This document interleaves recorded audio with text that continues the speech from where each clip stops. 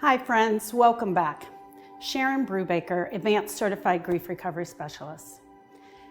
I've been sharing a little bit about my story, and you know that I became an Advanced Certified Grief Recovery Specialist after the tragic death of my two nephews, Donovan and Austin. I was trained at the nationally renowned Grief Recovery Institute. That was over 12 years ago. Today I want to talk about one of the myths that people often tell grievers. What do you think of when you hear the word loss?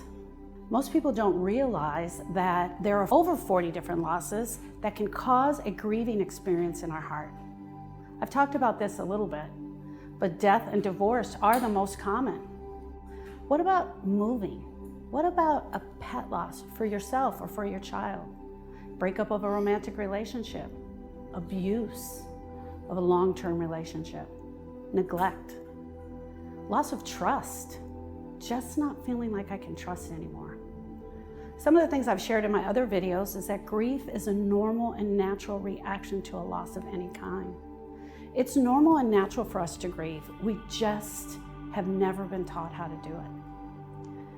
I want to talk about some of the signs of grieving that you may notice in some of your friends or family, or even in yourself. Depression, lack of energy. You may be out of the moment. You literally cannot think of words or names that you've been able to call up. Low-grade energy, isolation. It is not uncommon for us as grievers to want to isolate. Overreaction to simple things. You guys have probably seen this person. They get a flat tire and they sit on the side of the road and just cry instead of taking care of that tire. The main myth that I want to talk about today is that time heals. It is so often that people will tell you, hey honey, just give it time. You'll feel better in time. You'll find another boyfriend, just give it time. How much time? 10, 20, 30 years? Time itself does not heal. It will not heal your broken heart. What happens when we decide to give it time, it's almost like we take a beach ball and we decide to hold it underwater and we just hold it there. How long are you going to hold on to that ball? As grief recovery specialists, we know that it is action within time that will help your heart. Let me show you an example of what I'm talking about here today. Let's say this is Sally.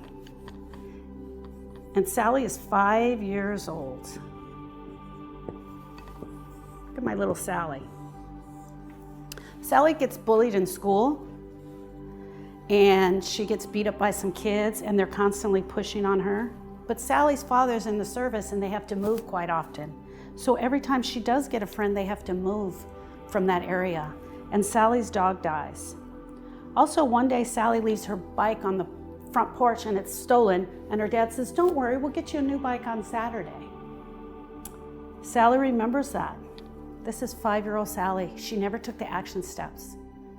Let's go ahead to when Sally's 40 years old.